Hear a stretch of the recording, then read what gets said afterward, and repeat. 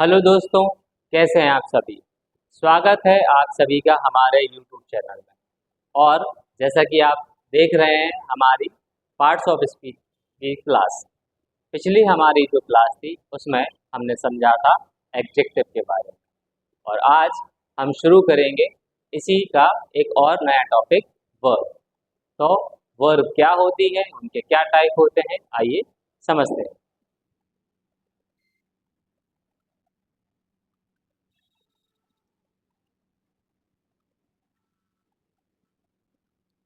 Verb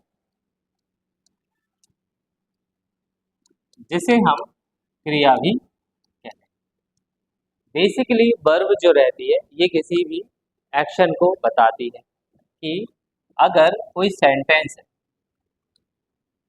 sentence which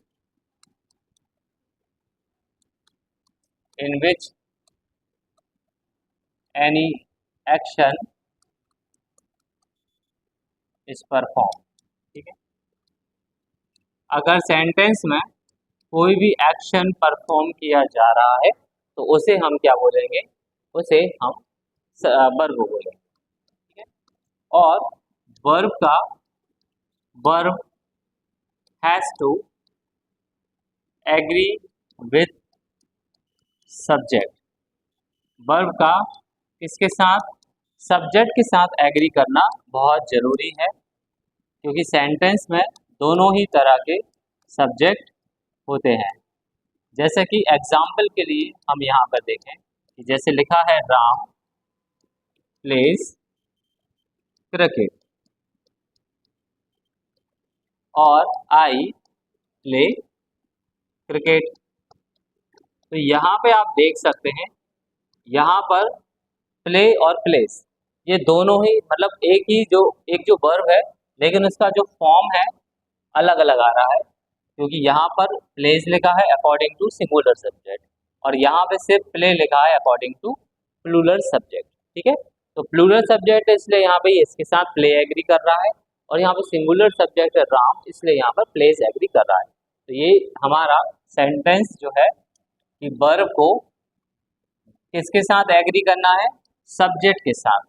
अगर subject singular है तो उसके अकॉर्डिंग हम उसको लिखेंगे, और अगर सब्जेक्ट प्लूरल है तो उसके अकॉर्डिंग हम उसको लिखेंगे। Is that clear. Next point है हमारा कि verb has different forms. Verb के क्या होते हैं, अलग अलग फॉर्म्स होते हैं एक्सप्रेस करने के लिए। मतलब इन अलग अलग फॉर्म्स के थ्रू हम हमारी वर्ब को एक्सप्रेस करते हैं। ठीक है, तो ये एक बेसिक इंफॉर्मेशन है वर्ब के बारे में। आइए अब आगे बढ़कर हम इसके टाइप्स को समझते हैं। Types of verb. हमारा पहला टाइप है एक्शन वर्ब। तो समझिए, an action verb is that act on something. Action verb क्या होती है, एक्शन वर्ब वो होती है जो किसी चीज पर, किसी एक्ट पर परफॉर्म करते हैं, या फिर perform an activity, perform an activity. ऐसे एक्शन वर्ब जिसमें किसी एक्टिविटी को परफॉर्म होना बताया गया है। ठीक है, जैसे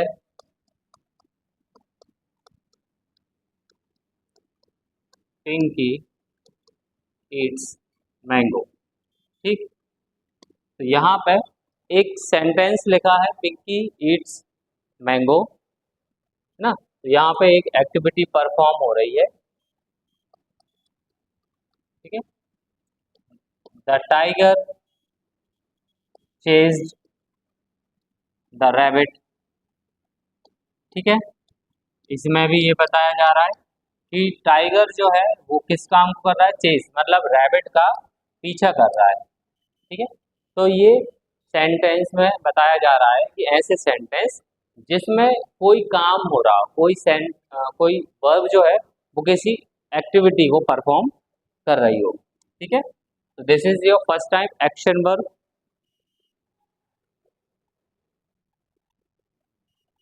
चलिए आगे बढ़ते हैं हमारे सेकंड टाइप पे।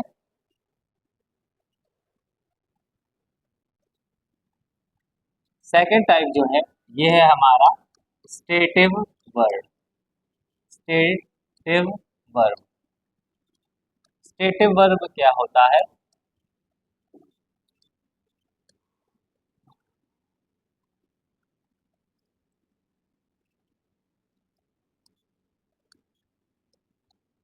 A verb that focus on state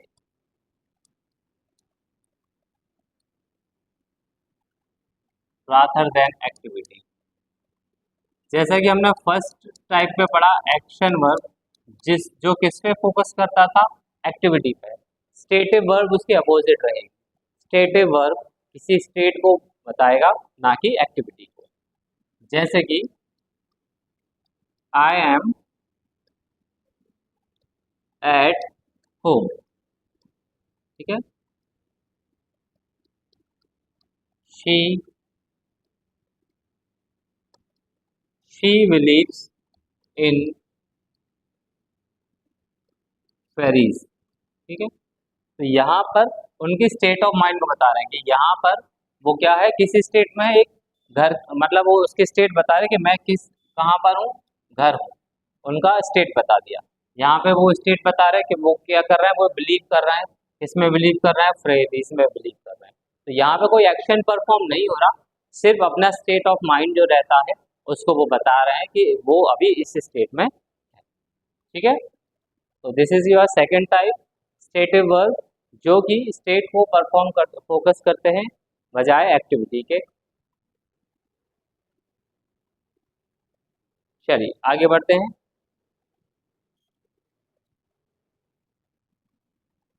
हमारा थर्ड टाइप है ट्रांजिटिव वर्ब।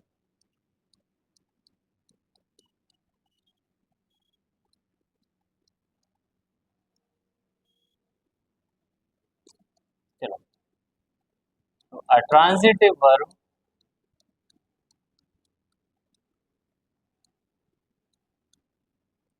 is that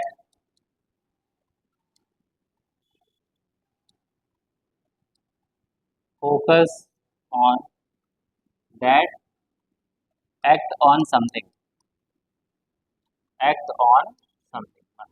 ठीक है, and has a direct object। ठीक, तो ट्रांजिटिव वर्ब वो वर्ब होती है जिसमें किसी भी काम को परफॉर्म होना बताया जाता है और जिसमें एक डायरेक्ट ऑब्जेक्ट होता है। ठीक है, जैसे आई सॉ द डॉग।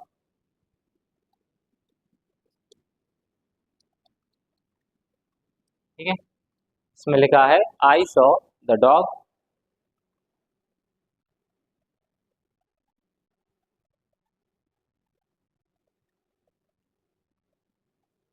जैसे लिखा है लक्ष्मण एट द पाइप। ठीक, तो देख सकते हैं आप यहाँ पर एक वर्ब है फर्स्ट सेंटेंस में सा, और हमारा डायरेक्ट ऑब्जेक्ट कौन है? The dog. यहाँ पर एट और डायरेक्ट ऑब्जेक्ट कौन है? The pipe. ठीक, तो इस तरह के सेंटेंस जिसमें एक एक्टिविटी भी परफॉर्म हो रही है और उसका एक डायरेक्ट ऑब्जेक्ट भी होता है, वो कहलाती है हमारी ट्रांजिटिव वर्ब। ठीक है, चलिए आगे बढ़ते हैं।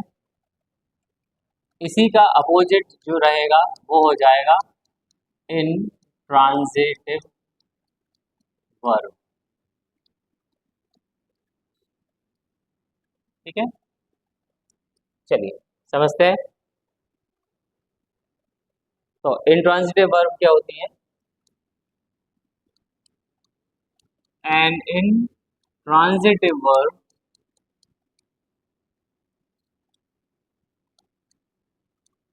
that does not act on something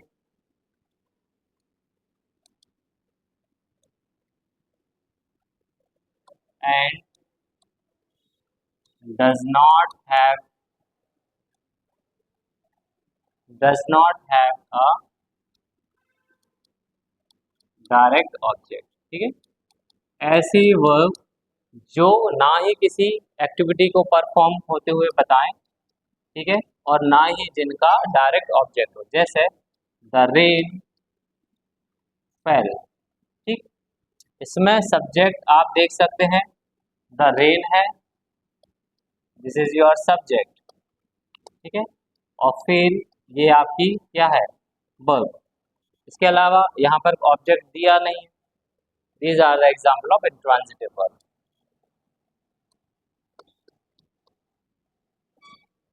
ठीक है, जैसे लिखा है माई थ्रॉट,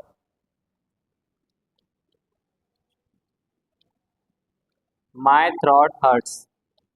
ठीक, तो इस सेंटेंस में भी सब्जेक्ट कौन है, ये है माई थ्रॉट, और हर्ट्स ये क्या हो गई आपकी वर्ब। तो ऐसे सेंटेंस जिसमें वर्ब तो हो लेकिन हमारा डायरेक्ट ऑब्जेक्ट ना हो, उन्हें हम मानेंगे हमारी इंट्रांजिटिव वर्ब। ठीक है, आगे बढ़ते हैं।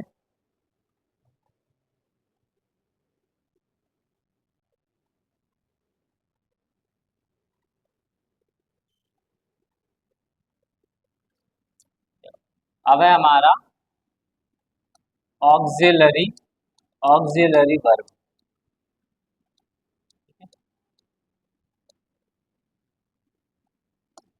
समझते हैं।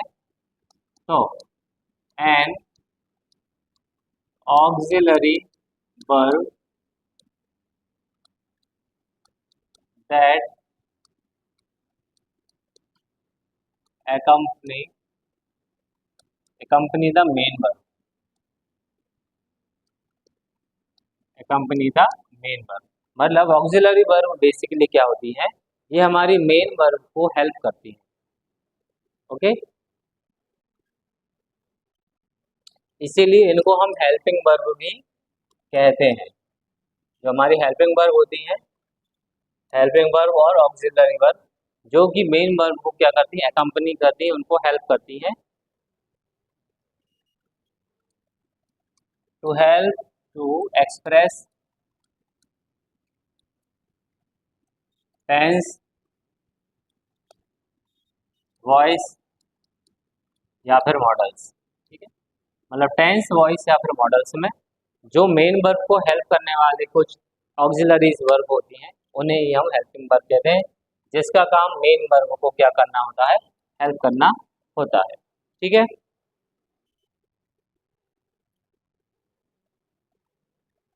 जैसे Rahul has eaten all the fruits.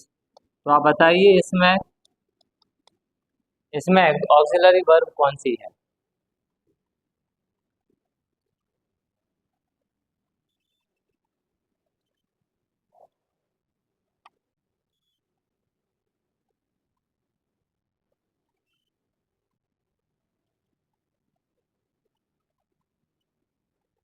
तो देख सकते हैं आप, ऑक्सिलरी वर्ब क्या है, हैज है।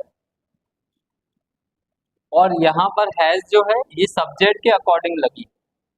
अगर सब्जेक्ट सिंगुलर है तो हैज है, अगर प्लूरल होता या दे होता तो यहाँ पर भी हैज की जगह क्या होता, हैव होता। तो according to subject there are some fixed helping verb, है ना। तो यहाँ पे सिंगुलर सब्जेक्ट है तो हमने हैज लगाया है, अगर प्लूरल होता तो हम हैव लगाते। ठीक है,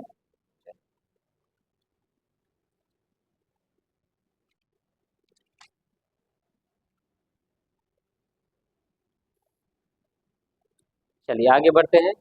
अब है हमारी मॉडल वर्ब्स। तो ये है हमारी modal verbs.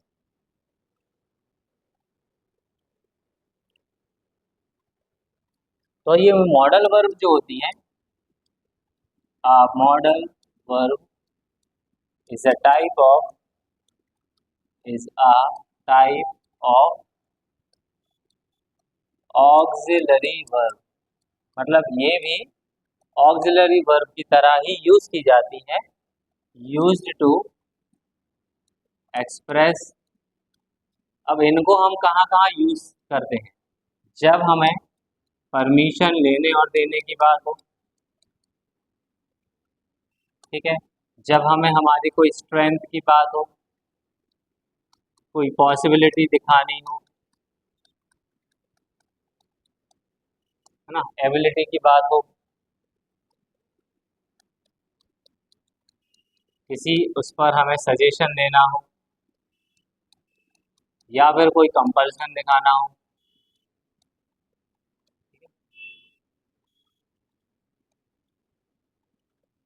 Compulsory task,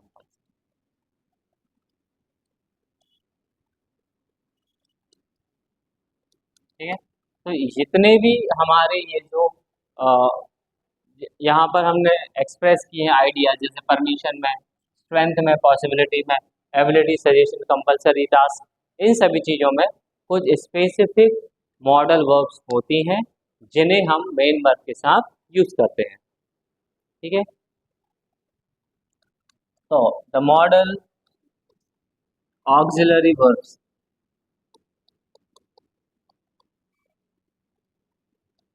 are, वो कौन कौन सी मॉडल ऑक्सिलरी वर्ब्स होती हैं? आप देखें यहाँ पे, जैसे कैन, इसके बाद कुड, इसके बाद मे, इसके बाद माइट, इसके बाद शुड और मस्ट,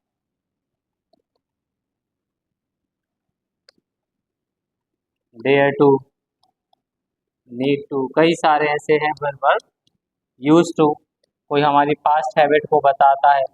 तो ऐसे कई सारे मॉडल वर्ब्स हैं जिनका इस्तेमाल हम मेन वर्ब के साथ करते हैं और एक वो स्पेसिफिक आइडिया को बताते हैं, ठीक है।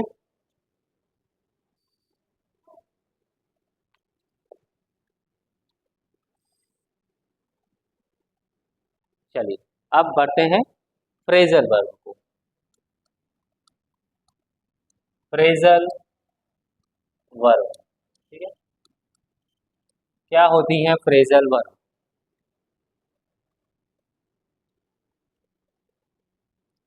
तो फ्रेजल वर्ब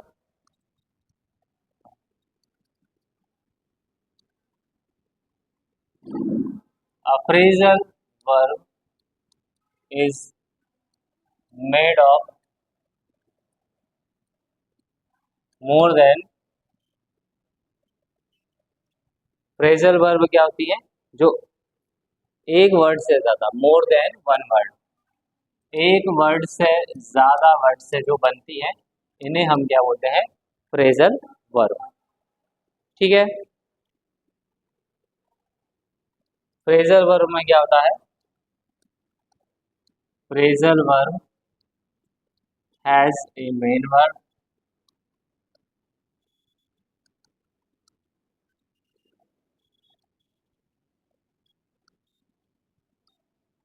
तो फ्रेजल वर्ब बेसिकली क्या होती है?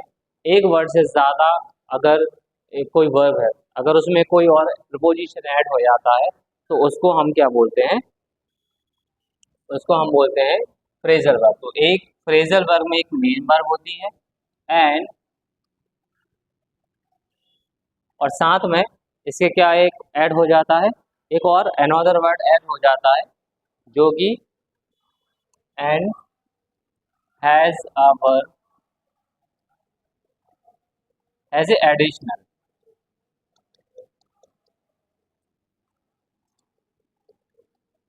जो कि या तो प्रीपोजिशन होता है, प्रीपोजिशन,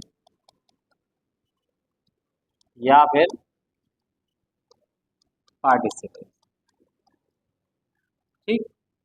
तो अब जब कोई हमारी मेन वर्ब रहेगी उसमें अगर कोई प्रपोजिशन या फिर पार्टिसिपल को अगर हम ऐड कर देंगे तो वो बन जाएगा हमारी फ्रेजल वर्ब। एग्जाम्पल, यहाँ पर हम आपके लिए एग्जाम्पल रख रहे हैं कि नेवर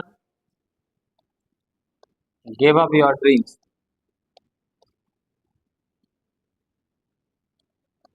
ठीक है, तो यहाँ पे आप देख सकते हैं ये जो है गिव अप, ये क्या है, फ्रेजल वर्ब है। ठीक है, जैसे manager called on the meeting, तो ये भी क्या है, फ्रेजल वर्ब है, क्योंकि इसमें एक मेन वर्ब है और दूसरा आपका प्रपोजिशन है, तो ये मिलके क्या बन गया बेटा, ये मिलकर बन जाएगी एक फ्रेजल वर्ब। ठीक है, तो ये थी हमारी फ्रेजल वर्ब। अब हम ये हमने समझे वर्ब के टाइप को। अब हम इसी का जो अगला टॉपिक है जो कि है हमारा एडवर्ब, अब हम इसे समझते हैं। इस एडवर्ब को हम क्रिया क्रिया विशेषण ही कहते हैं। तो आइए अब हम समझते हैं कि ये एडवर्ब क्या होता है और कहाँ इसका हम यूज करते हैं।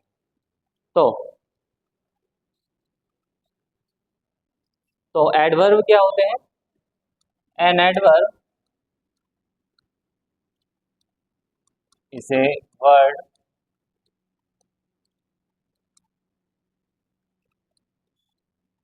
used to modify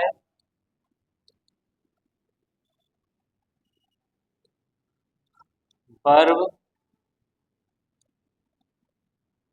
adjective और एडवर्ब। मतलब एडवर्ब जो है ये वर्ब को भी मॉडिफाई करता है, एडजेक्टिव को भी करता है और एडवर्ब को ही करता है। तो एडवर्ब बेसिकली ऐसे वर्ड होते हैं जो हमारे वर्ब को या तो मॉडिफाई करेगा या क्वालिफाई करेगा। ठीक, मतलब कहीं ना कहीं ये वर्ब की, एडजेक्टिव की और एडवर्ब की ही क्वालिटी को बताते हैं। एग्जाम्पल से आप समझ पाएंगे, जैसे लिखा है शी इज वॉकिंग, ठीक, और साथ में हमने ऐड कर दिया स्लोली। तो उसने बताया कि वो कैसे चल रहा है, वो कैसे चल रही है, स्लोली।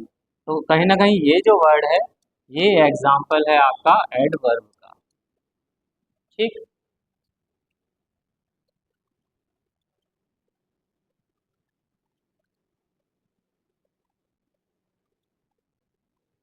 चलिए तो आगे अब इसके हम पहले ऑर्डर्स को समझ लेते हैं कि अगर हमें कहीं पोजीशन करनी हो,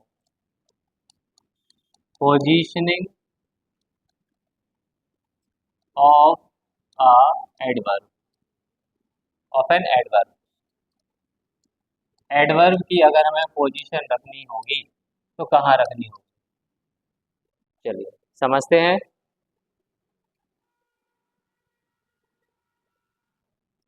तो जो हमारे एडवर्ब ऑफ फ्रीक्वेंसी होते हैं, adverb of frequency are used before main verb, main verb के पहले हम उन्हें यूज करेंगे। ठीक है,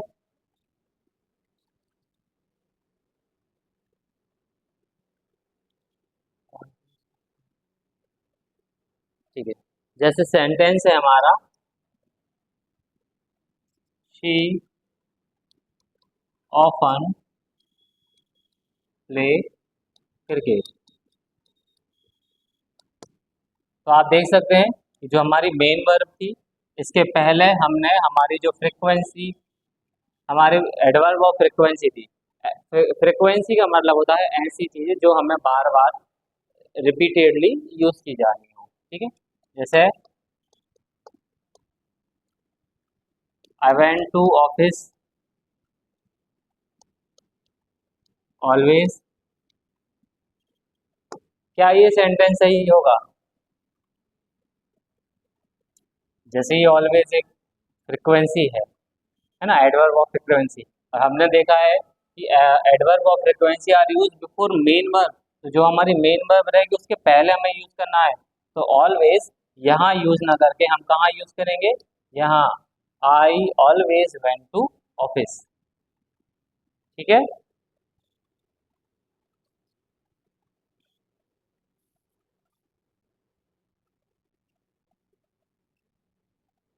जैसे एक और सेंटेंस आपके लिए, Rohan does not eat pizza always, ठीक है। तो इसमें भी क्या होगा, ऑलवेज जो है वो कहाँ जाएगा? Rohan does not always eat pizza, क्योंकि मेन वर्ब जो है ईट, इसके पहले हमें जो हमारे एडवर्ब ऑफ फ्रीक्वेंसी रहते हैं इन्हें हम यूज करते हैं, ठीक है। चलिए आगे बढ़े।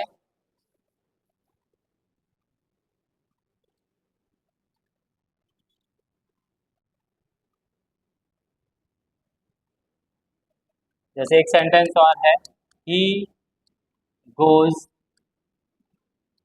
Usually usually for a movie. तो इसमें क्या होगा, जो यूजुअली है इसे हम यहाँ लिख देंगे तो हो जाएगा हमारा sentence, he usually goes for a movie, ठीक है। तो हम हमारे जो एडवर्ब ऑफ फ्रिक्वेंसी है उसे हम मेन वर्ब के पहले लिख देंगे।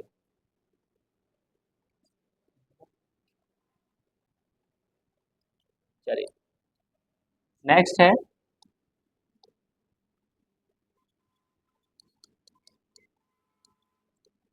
Adverb of manner are placed after the main verb. अभी जैसे हमने एडवर्ब ऑफ फ्रिक्वेंसी समझे उसी तरह के होते हैं हमारे जो एडवर्ब ऑफ मैनर, उसे भी हम मेन वर्ब के बाद जो जो हमारी ट्रांजिटिव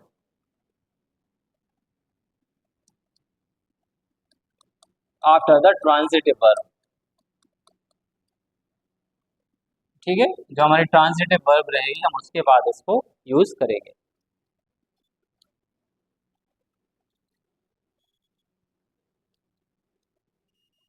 जैसे ही साउंडली स्लेप्ट लास्ट नाइट, ठीक है।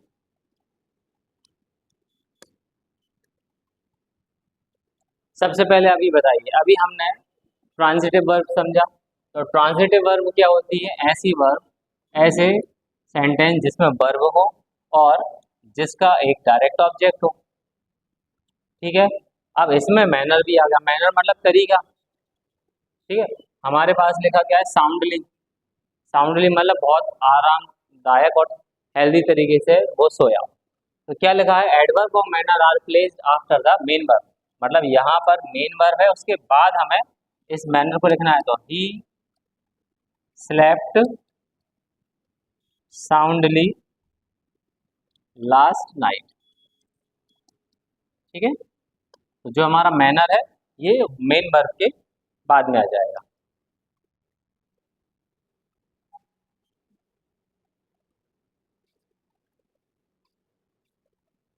अब जैसे ऐसे लिखा है, ही immediately रिटर्न,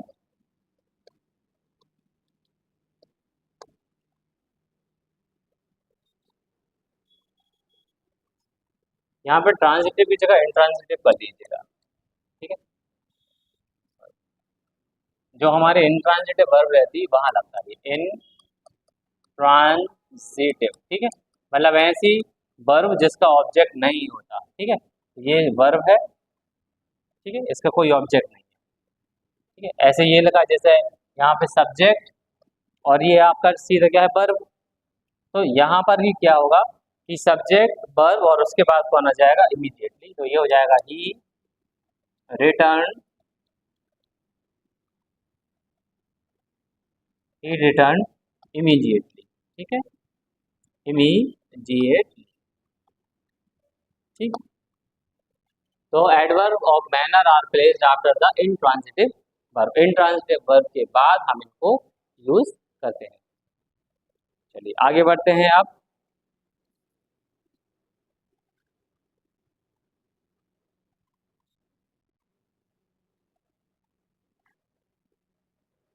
तो हमारा पहला रूल है कि if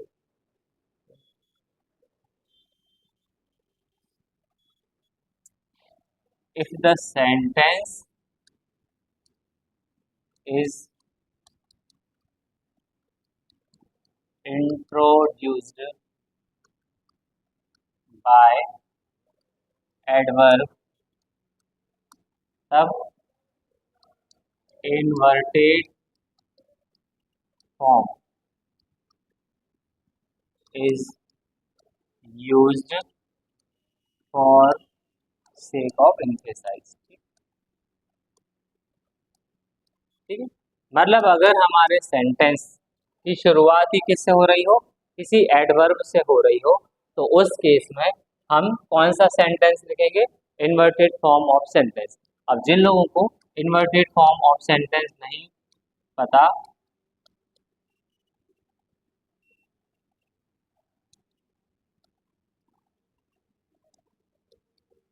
वो ये देखो, ही डज प्ले, इसमें वो एक हिसाब से फोर्स कर कर बता रहे हैं कि वो उस गेम को खेलता ही है। तो एक हिसाब से एम्फेटिक सेंटेंस जो हमारे होते हैं कुछ उसी तरह से हमें इस तरह के सेंटेंस को बनाना पड़ेगा, ठीक है। इस रूल्स में हमारे जो सेंटेंस रहेंगे वो रहेंगे जैसे सेल्डम ही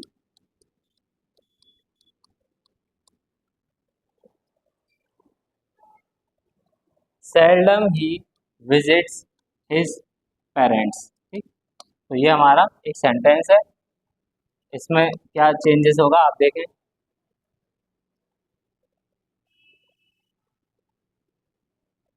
तो हमने देखा कि इस सेंटेंस में हमारे सेंटेंस की शुरुआत किससे हो रही है, एडवर्ब से। सेल्डम एक एडवर्ब है और इसमें बताया है कि उस केस में हमें इन्वर्टेड फॉर्म यूज करना पड़ेगा। मतलब यहाँ पर seldom does he visit his parents, ठीक है। इस तरह से हमें हमें उसको मतलब एम्फेटिक सेंटेंस में बनाना पड़ेगा और ये कम्प्लीटली इंटेरोगेटिव नहीं रहेंगे। तो inverted form of sentence a kind of sentence which is not completely in a interrogative sentence and not completely as a affirmative sentence. वो ना तो पूरी तरीके से इंटेरोगेटिव होते हैं, ना ही पूरी तरीके से अफर्मेटिव होते हैं, ठीक है।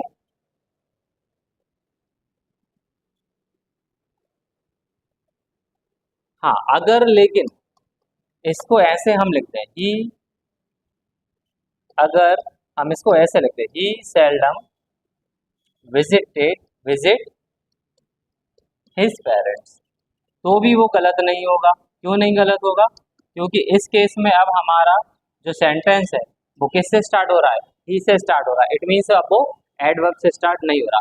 अगर सेंटेंस एडवर्ब से स्टार्ट हो रहा है तो उस कंडीशन में फिर हमें सेंटेंस में इम्फेटिक लिखना है। अब यहाँ पर डज आया है, हो सकता है डू भी आ सकता है, अगर पास्ट होगा तो डिड आएगा, ठीक है। तो उस केस में फिर हमें उसको बनाना है। और अगर अगर सब्जेक्ट से स्टार्ट हो रहा है, मतलब अगर वहां पे एडजेक्टिव नहीं आ रहा, तो फिर वो नॉर्मल इसी तरीके से सेंटेंस हमारा बनेगा। चलिए आगे बढ़ते हैं।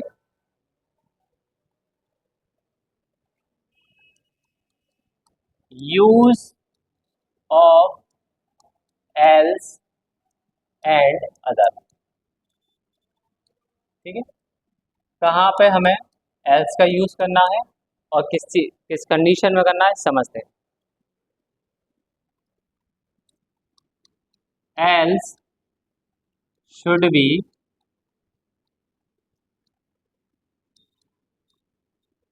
B followed by but. ठीक है, एल्स के साथ हम किसका इस्तेमाल करेंगे, बट का। और other end other otherwise is followed bye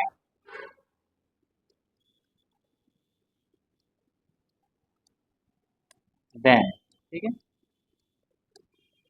तो हम देख सकते हैं else should be followed by but end other or otherwise is followed by then. ठीक है, तो ये हमारा रूल है।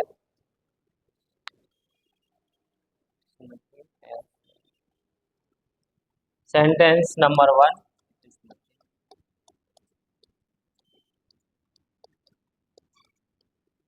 it is nothing else than sheer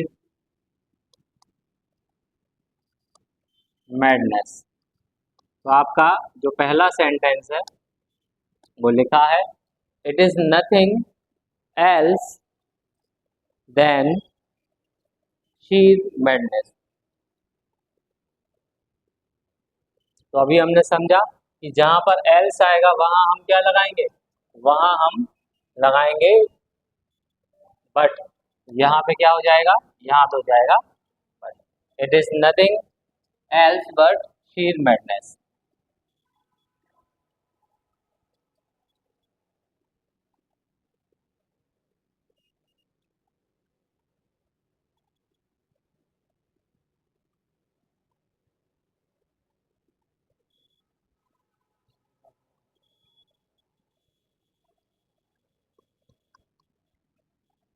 she had, यहाँ लिख दे, she had no other alternatives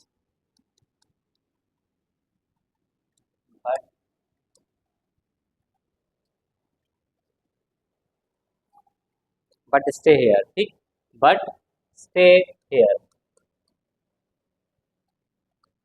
ये है हमारा sentence. She had no other alternative but stay here. तो रूल्स क्या कहता है हमारा, कि जहां पर हमारा बट रहेगा, जैसे हमने देखा कि पहले वाले सेंटेंस में एल्स आया था तो वहां पे हमने बट लगाया, और यहाँ पर हमें अदर लिखा है, वहां इसके साथ हमें क्या लगाना है, देन लगाना है। तो उस केस में ये हो जाएगा, she had no other alternative than, इसकी जगह क्या आ जाएगा, देन स्टे हियर। ठीक है, ये हो जाएगा आपका सेंटेंस। चलिए आगे बढ़ते हैं अगले रूल की तरफ, कि जो हमारे never and not both are adjective,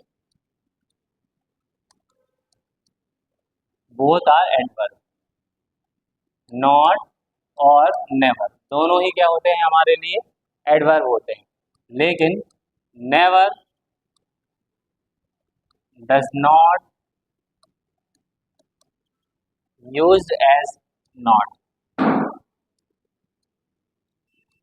never को हम कभी भी नॉट की तरह यूज नहीं करते। एग्जाम्पल से समझिए क्या होगा, I never went to Ooty last year. ठीक है। अब इसमें हम अगर इसको इतना लिखें, जैसे अगर सिर्फ इतना लिखा है, जैसे I never went to Ooty, तो ये सही है कि मैं ऊटी कभी नहीं गया। लेकिन अगर मुझे ऐसा बोला मैं पिछले साल ऊटी नहीं गया, तो फिर हम उधर पे, जैसे मैं अगर ये बोलूं कि I never went to Ooty last year, तो मैं सिर्फ लास्ट ईयर नहीं गया ना, लेकिन नेवर का मतलब तो कभी नहीं होता है। तो उसमें क्या हो जाएगा, I do not go to Ooty, और क्या हो जाएगा, लास्ट ईयर। ठीक है। तो मतलब नेवर कभी भी नॉट की तरह यूज नहीं किया जाता।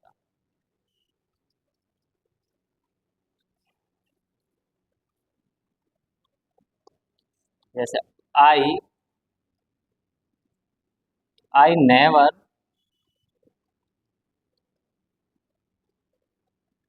Remember to have said so, मतलब इस केस में क्या होगा कि मुझे कभी भी याद नहीं है कि मैंने ऐसा कभी कहा था। हाँ, लेकिन अगर हम इसको थोड़ा सा चेंज कर देते हैं, जैसे अगर हम इसको ऐसा लिख देते हैं, आई आई रिमेम्बर नेवर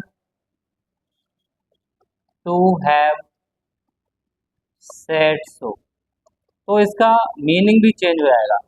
अभी वो बोल रहा है कि आई नेवर रिमेम्बर, मुझे याद नहीं है कि मैंने ऐसा कहा था, लेकिन अब वो बोलेंगे आई रिमेम्बर, मुझे याद है कि मैंने ऐसा नहीं कहा, तो फिर नेवर तो आ ही नहीं सकता। फिर यहाँ पे आ जाएगा क्या, do not, I do not to have said so. ठीक है, चलिए बढ़ते हैं अगले रूल पर।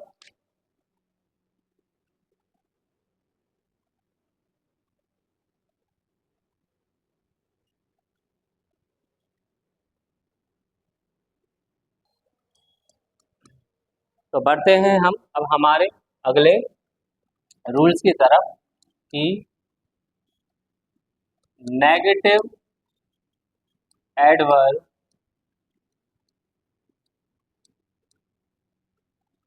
नेगेटिव एडवर्ब जो रहते हैं is not used with negative word in meaning. ठीक है,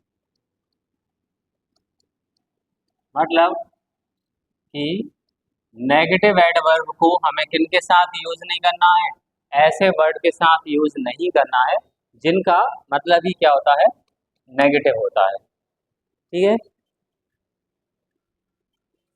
तो बेसिकली क्या है कि सो टू नेगेटिव्स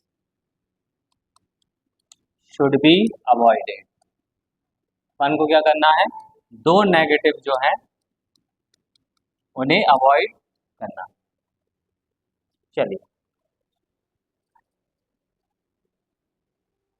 जैसे आई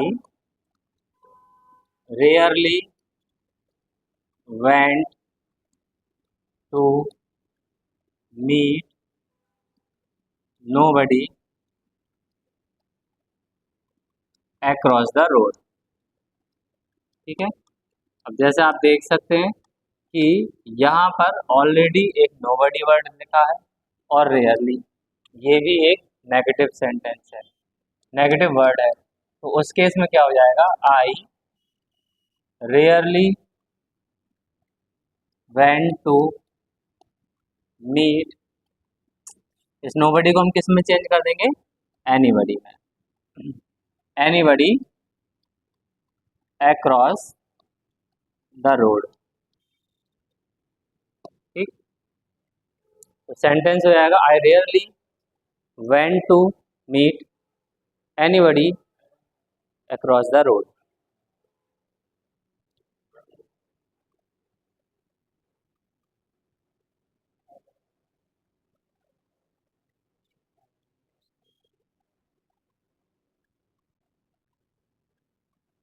next sentence, she hardly knows nothing about the family. तो आप बताइए इसमें क्या होगा। जैसा कि आप देख सकते हैं इसमें भी दो नेगेटिव वर्ड हैं, हार्डली और नथिंग। तो सेंटेंस हो जाएगा हमारा, she hardly knows anything about the family. ठीक, इस तरह से हम जो हमारे डबल नेगेटिव वर्ड्स जो रहते हैं उन्हें हमें अवॉइड करना चाहिए, एक सेंटेंस में एक ही नेगेटिव वर्ड हो। ठीक है, चलिए आगे बढ़े। अगला जो हमारा रूल है कि जो सो और टू है,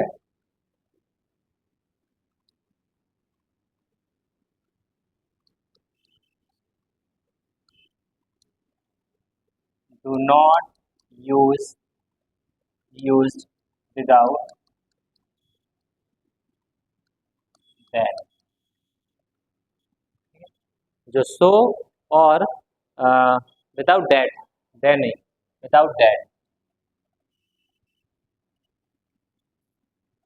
यहाँ पे दैट आएगा। ठीक है, कि जो सो और टू है उन्हें हम किसके बिना, not be used without that.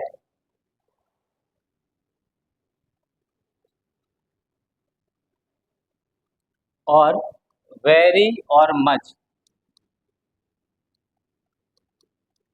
Is used in place of so और टू। मतलब एक तो हम इसका इस्तेमाल और एक हम इनका इस्तेमाल कर सकते हैं इस केस में। ठीक है, सो और टू के केस में हम वेरी और मच का इस्तेमाल भी कर सकते हैं। आप इसको हटा दीजिए, अब इससे आपको क्लियर हो जाएगा। कहीं अगर सेंटेंस में टू आया है या सो आया है तो यहाँ पे हम या तो वेरी लगा देंगे या मच लगा देंगे। ठीक है, जैसे she is very, she is so kind. ठीक है, तो हमने देखा कि सो है तो उसकी जगह हम लिख सकते हैं शी इज वेरी काइंड।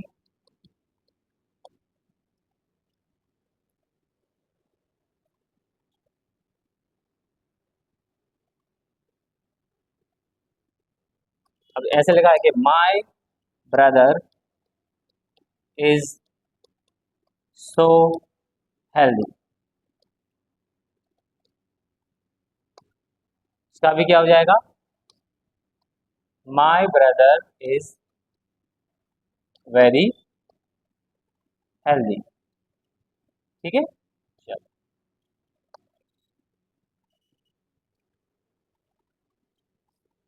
चलिए आगे बढ़ते हैं।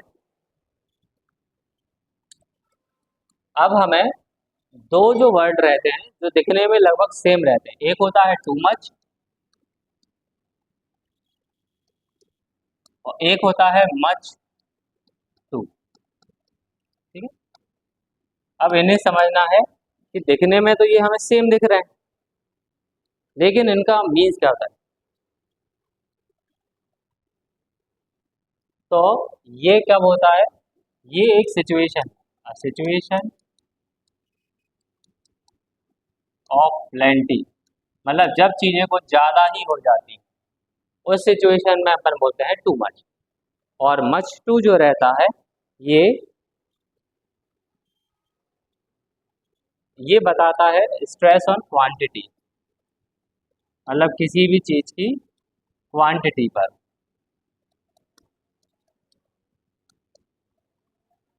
जो कि पहले से ही क्या है, ज्यादा है। ठीक है, ऑलरेडी। ठीक है, stress on quantity that is too much, मतलब पहले से कोई चीज ज्यादा है तो उस क्वांटिटी को बताने के लिए मच टू का इस्तेमाल किया जाएगा। जैसे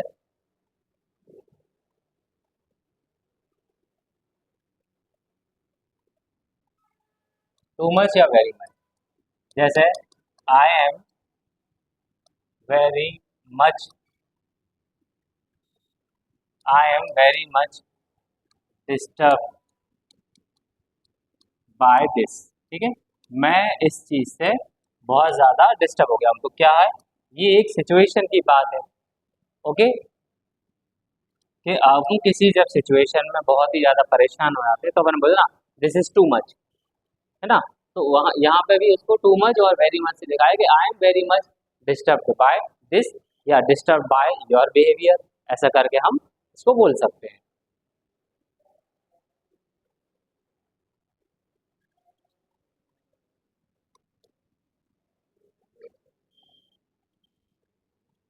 जैसे he seems to be much too wise.